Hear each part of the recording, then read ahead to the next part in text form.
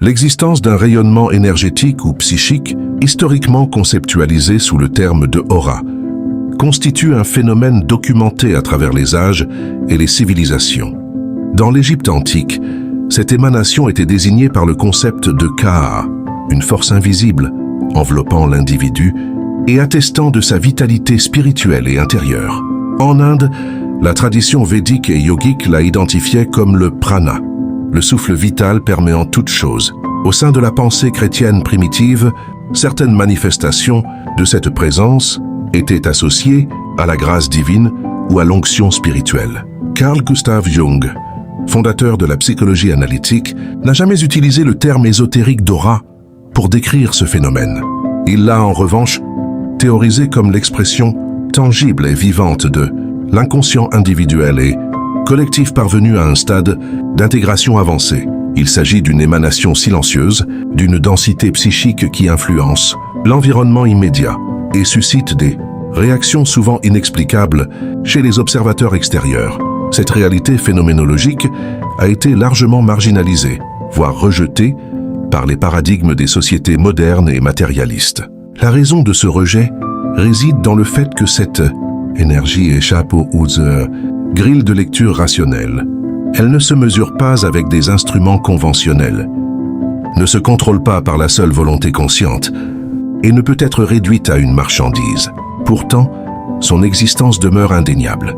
Les individus qui incarnent cette fréquence, souvent sans en avoir une conscience cognitive claire, finissent invariablement par provoquer dans leur environnement des réactions disproportionnées que la psychologie conventionnelle peine à expliquer.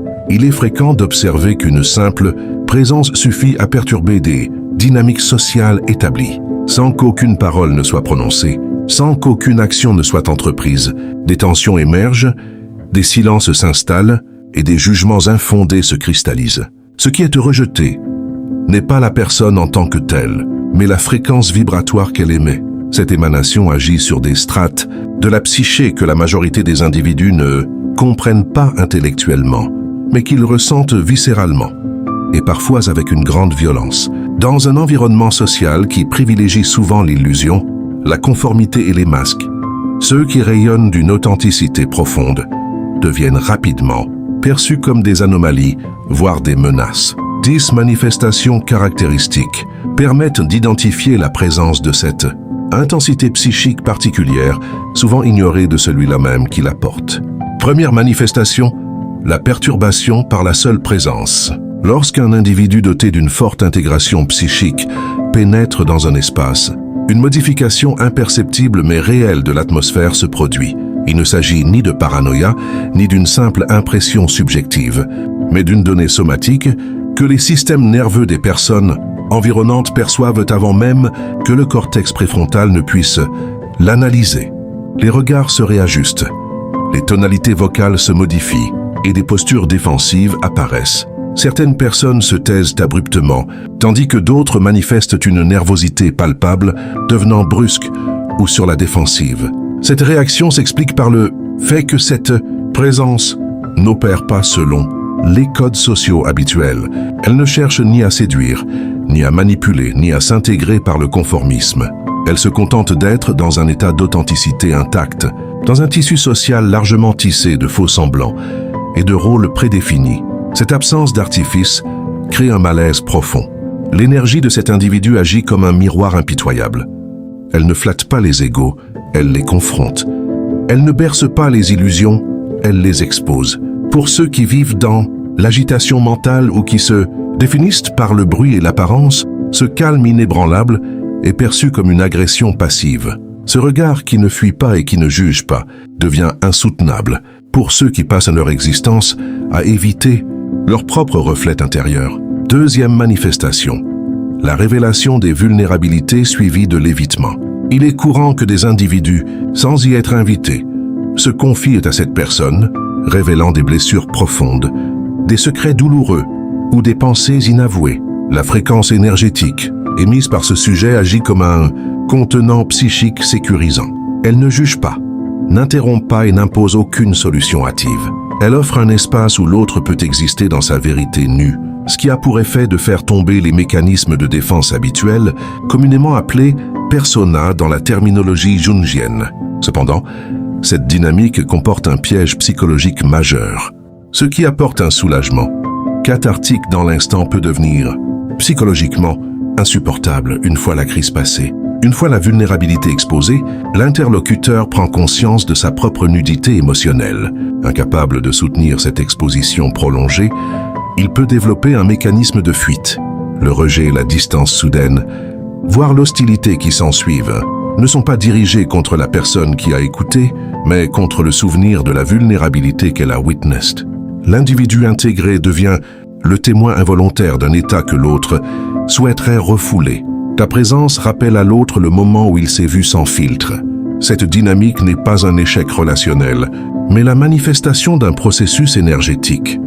L'individu agit comme un catalyseur, et le rejet qu'il subit est souvent le prix de la lumière dans un psychisme qui préfère encore l'ombre familière. Troisième manifestation, la réception des projections extérieures. Certaines personnes semblent prêter à cet individu des intentions malveillantes, des émotions qu'il ne ressent pas ou des jugements qu'il n'a jamais formulés. Il se crée une distorsion cognitive chez l'observateur. Ce qui est perçu n'est pas la réalité du sujet, mais la matérialisation de ses propres peurs. L'aura, par sa stabilité et son absence de réactivité, devient une surface de projection, un écran blanc sur lequel viennent s'imprimer les zones d'ombre de l'inconscient d'autrui. Selon les lois de la psychologie analytique, ce qui n'est pas reconnu et intégré en soi est inévitablement projeté sur l'extérieur. Le doute, la jalousie, la peur de l'abandon, la honte ou le sentiment d'incompétence sont ainsi externalisés. Lorsque l'individu fait face à une personne lucide, alignée et transparente, cette dernière devient une surface trop lisse, trop pure. Par contraste, la saleté intérieure ou les conflits non résolus de l'observateur deviennent soudainement visibles.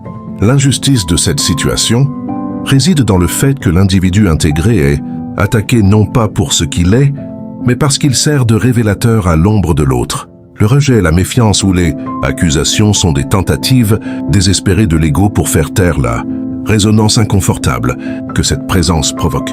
Quatrième manifestation, la perception des non-dits et des dissonances. Une sensibilité accrue permet de capter les tensions invisibles, les mensonges, les jeux de pouvoir et les contradictions qui flottent dans un environnement. Le système nerveux agit comme une antenne hypersensible, détectant les microtensions, les crispations vocales, les regards fuyants et les silences éloquents. Cette lucidité non verbale permet de comprendre les dynamiques sous-jacentes d'une situation bien avant qu'elle ne soit pas verbalisée. Cette capacité à percevoir l'authenticité ou la duplicité d'une intention constitue un fardeau lourd à porter. Dans un monde où les interactions sociales reposent souvent sur des rôles et des dissimulations, cette transparence est perçue comme une menace. Les individus qui jouaient un rôle, qui mentent à eux-mêmes ou aux autres, ressentent instinctivement qu'ils sont vus à travers leur masque. Cette perception non verbale devient une menace pour leur construction psychique. L'individu doté de cette clairvoyance ne peut se fondre dans le décor. Il est éveillé là où d'autres sommeillent dans l'inconscience. Cette fréquence qui déchire les voiles et rend visibles les vérités enfouies isole celui qui la porte, car elle ne peut être ni monnayée, ni contrôlée, ni dissimulée. Cinquième manifestation, l'épuisement sensoriel en milieu stimulant. L'exposition prolongée à des environnements densément peuplés ou émotionnellement chargés entraîne une fatigue profonde, non pas physique, mais énergétique. L'aura de cet individu agit comme un filtre poreux, captant les ambiances, les états émotionnels et les dissonances environnantes. Sans que cela ne soit conscient ou volontaire, le système psychique tente de purifier, d'harmoniser ou de convertir ce chaos subtil. Le système énergétique d'une personne, hautement sensible, ne sait pas faire semblant d'être imperméable. Il ressent, absorbe et analyse en permanence. Alors que l'individu maintient une apparence sociale normale, interagissant et souriant, son espace intérieur se décharge rapidement. Le retour à la solitude, au silence et au contact avec la nature n'est pas un caprice, mais une nécessité physiologique et psychique absolue. Il s'agit d'un processus d'homéostasie énergétique. Ceux qui portent une énergie puissante ont besoin de retraites régulières pour maintenir leur centrage.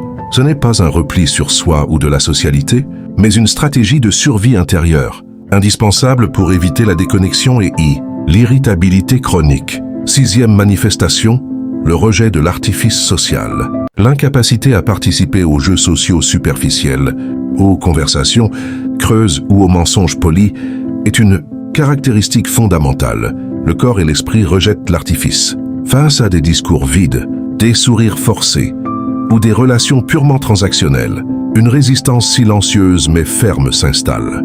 L'énergie intérieure ne sait pas mentir, flatter ou manipuler pour obtenir une approbation. Elle est brute, authentique et imprévisible. Cette exigence implicite de vérité crée une dissonance majeure avec les conventions sociales, qui reposent sur des compromis et des masques. L'individu ne cherche pas à provoquer, mais sa simple nature déstabilise ceux qui ne sont pas alignés avec leur propre vérité. Son regard trop franc, ses silences trop denses et son écoute trop attentive créent un malaise diffus.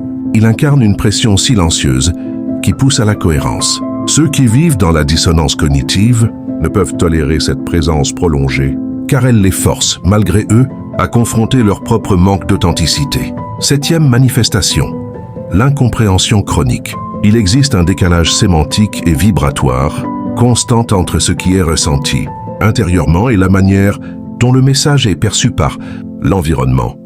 Les mots sont souvent mal interprétés, les idées profondes réduites à leur plus simple expression et la densité de la pensée confondue avec de l'exagération. L'individu communique depuis une profondeur que la majorité n'explore jamais, opérant dans l'essence des choses plutôt que dans leur surface.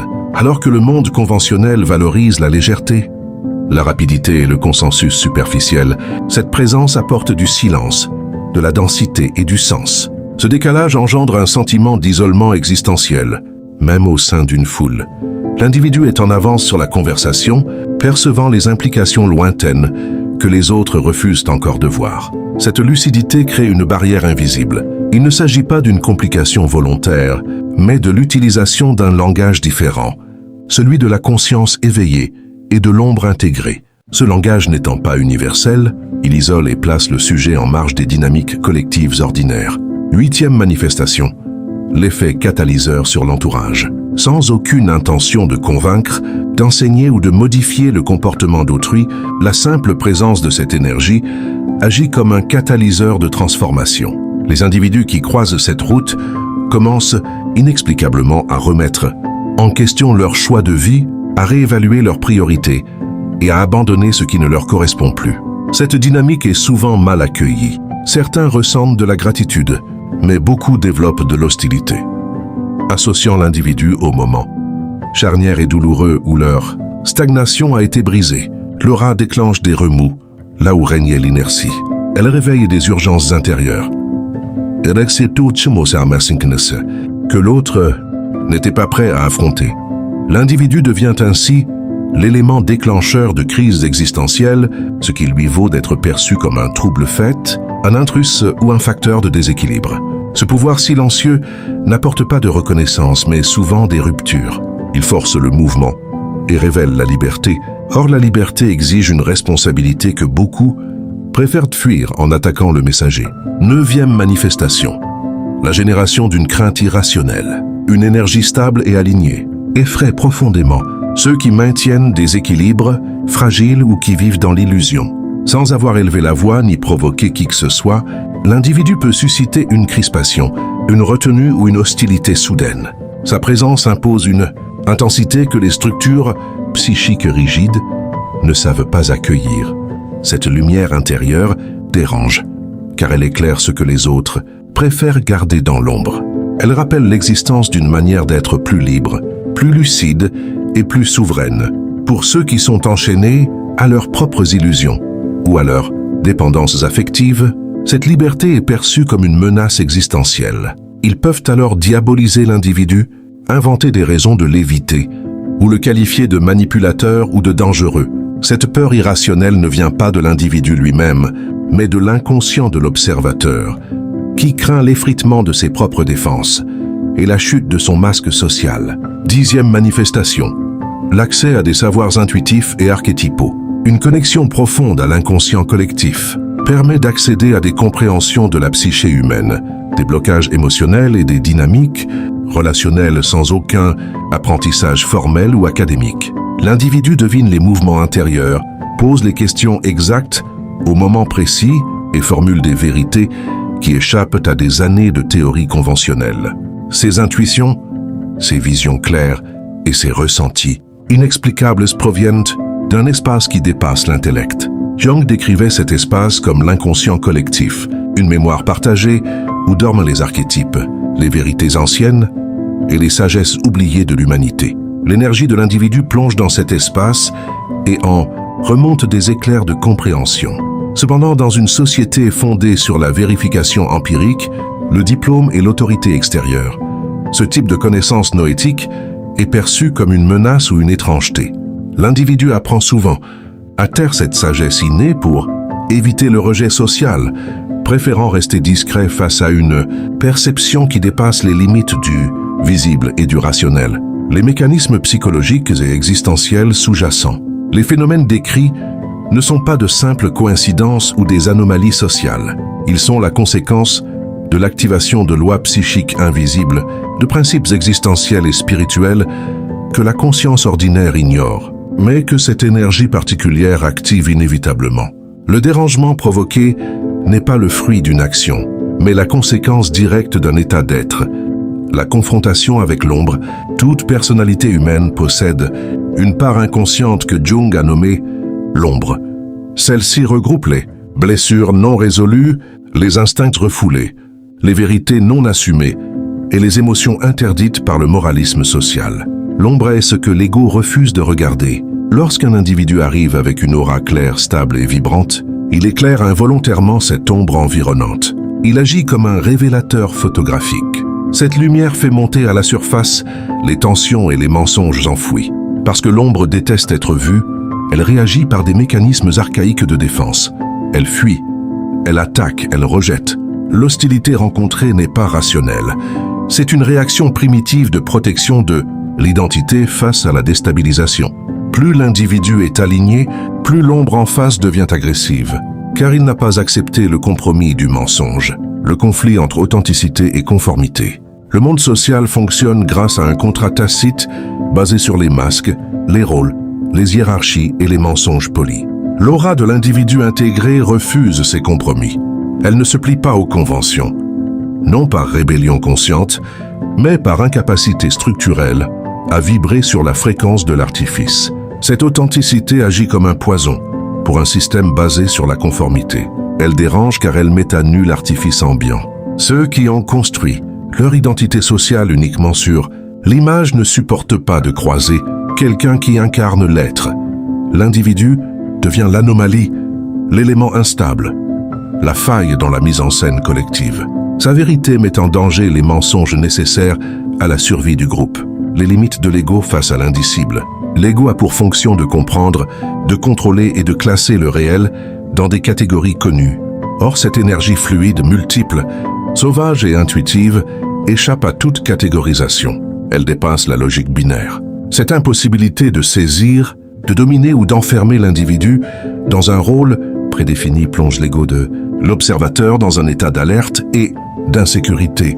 Fasciné par ce qu'il ne peut dominer, l'ego transforme cette fascination en terreur, qui se mue ensuite en tentative de rabaissement. La liberté de cette aura est une menace directe pour ceux qui vivent dans l'attachement et la dépendance au regard extérieur. L'effet miroir des insécurités non assumées. Lorsqu'un individu est aligné et centré, il devient un miroir sans teint. Il renvoie à l'autre non pas ce qu'il est, mais ce qu'il pourrait être s'il cessait de se trahir. Ce miroir montre le potentiel inexploité, la liberté possible, la lucidité envisageable.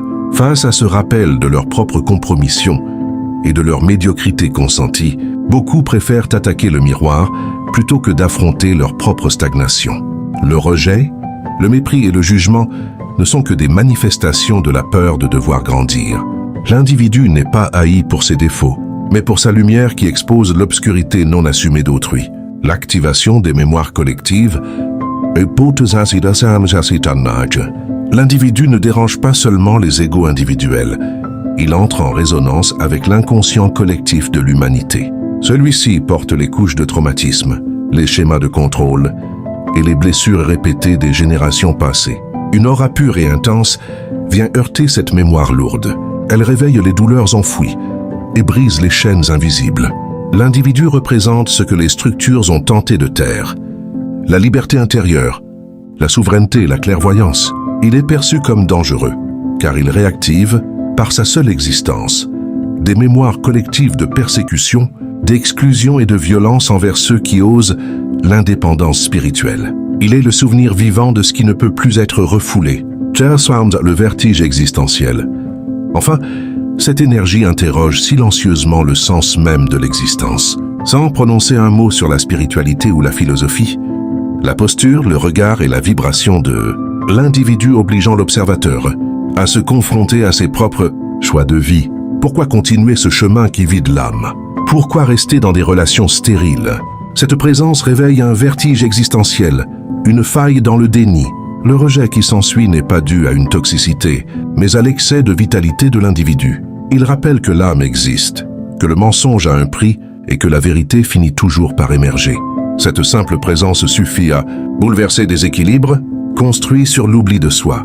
L'intégration, la souveraineté et l'hygiène énergétique. Ce qui est vécu n'est donc ni une anomalie, ni une malédiction, mais la conséquence inévitable du port d'une fréquence stable dans un monde instable. La densité silencieuse de cette intégration crée des remous.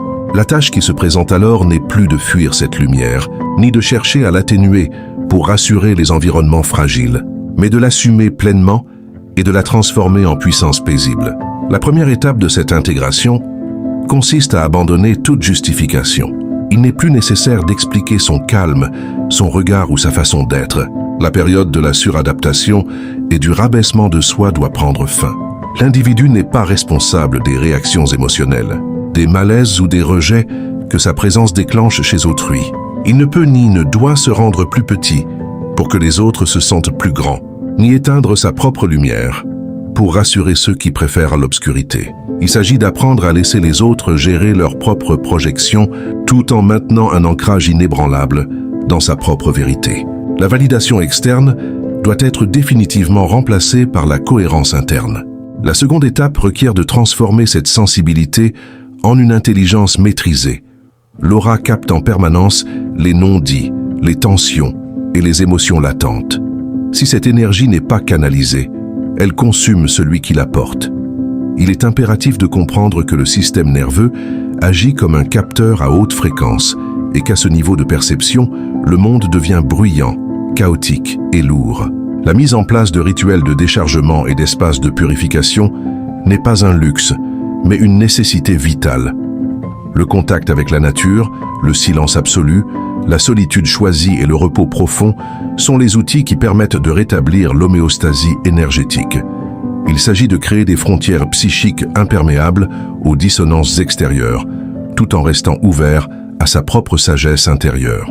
En habitant pleinement cette intensité, sans s'excuser d'exister, l'individu cesse d'être une victime des réactions extérieures pour devenir le gardien conscient de sa propre souveraineté. Cette conscience rayonnante, loin d'isoler dans la souffrance, ancre dans une paix profonde, celle de savoir que l'on est exactement à sa place, servant de phare silencieux dans un monde en quête de repères véritables.